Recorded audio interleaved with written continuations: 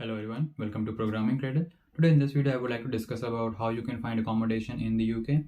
So yeah, this is nothing related to data science or any tech related thing.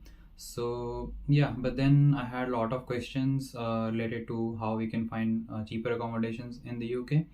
And I try to look onto the YouTube and other things, whether there is video. So yeah, there are a lot of videos explaining about how you can find accommodation in the UK, but the problem with those videos are they are trying to direct students or people towards websites like Embed Student or Uni Echo, where you get actually really nice student accommodation, but the problem is they have little higher rent. So if you are someone who is looking for cheaper accommodation, I think this video is going to help you. And I would like to mention some of the websites where you can actually find, and I found my accommodation from one of those websites, and it is actually cheap. So my rent is around £250 per month, everything included, and I'm currently in Newcastle. So yes, Newcastle is relatively cheaper as compared to other places in the UK. But then again, even in Newcastle, the rent of student accommodation is actually very high. And I think £250 per month is actually a reasonable price, or I think very good price, because in my university, the people who I have talked to, they all have much higher rent as compared to mine, even if they are staying in a house or student accommodation. So yeah, I think you will be able to find much nicer and cheaper accommodations after watching this video.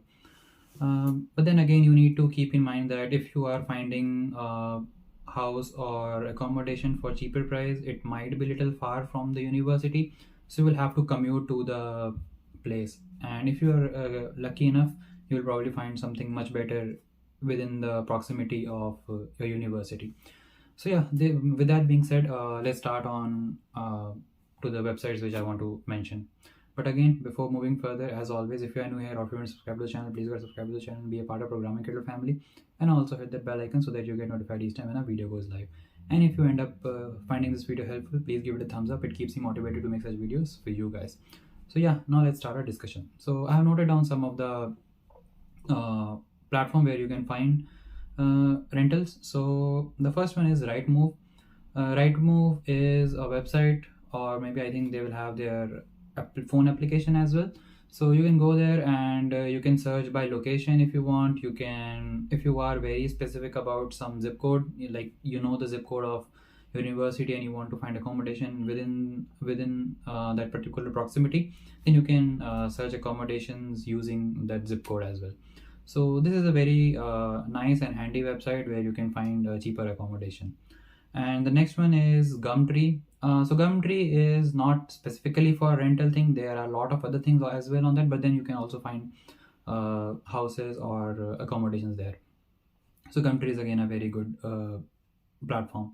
And I will leave the link of all these things in the description so you can go and check out. So the next one is Zoopla. I personally prefer Zoopla a lot because when I was looking for accommodation, I downloaded Zoopla and the next application also, what I'm going to tell you. So these two helped me a lot to get a fair amount of idea of the rent in a particular area. So again, you might already know that rent varies from area to area. So by comparing prices on both the platforms, I was able to understand what could be the reasonable price and what could be the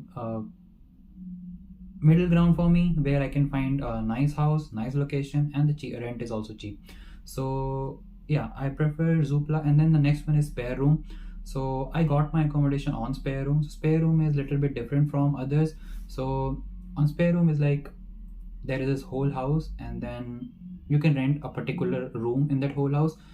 You don't need to have your friends with you if you're coming here single, like I didn't know anybody here, so I was coming here alone. So of course I could not rent a whole house, so I wanted just one room and shared bathroom and kitchen. So that's what I wanted, and I actually found Spare Room to be very good, and I searched my accommodation there and I was able to find it.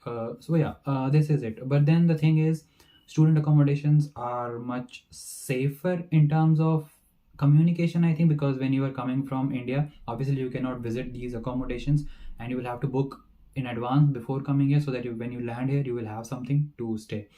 So on these platforms it's hard, it's not actually hard. I mean, most people are genuine, and also there are many other agencies on these platforms which you can trust. But then you need to be very sure that before you transfer your deposit, you are transferring it to a safe person and he's not a scam or something.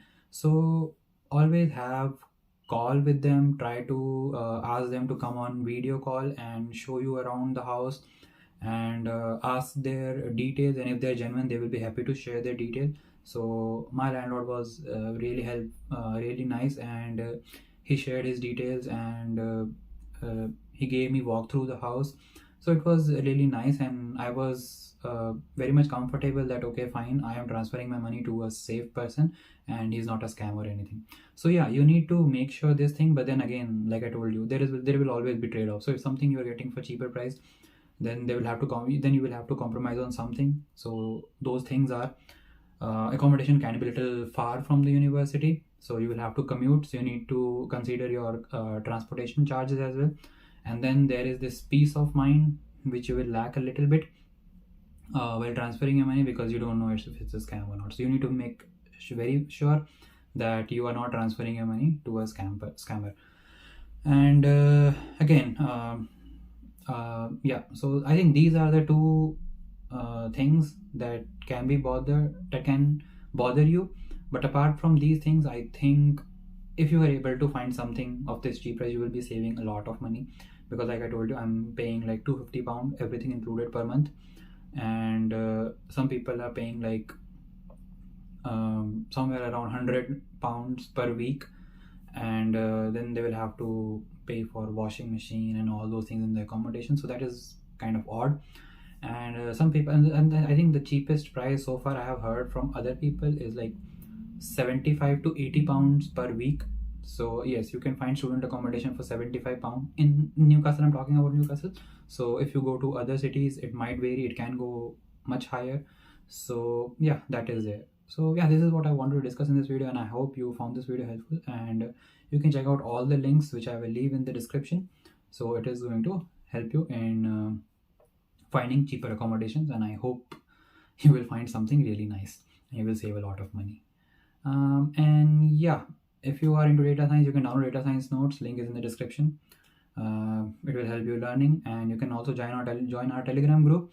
There we have few people, and if you're coming for masters in the UK or maybe somewhere else, you can again go and ping there. Probably you will find someone with whom you can travel, or maybe if you guys are going to same university, you can find accommodation together. So that will be really helpful. And yeah, so this is it. And before ending this video, I would like to ask you to subscribe, share, like, and comment, all those good things. So yeah, see you in the next video. Bye. Happy learning.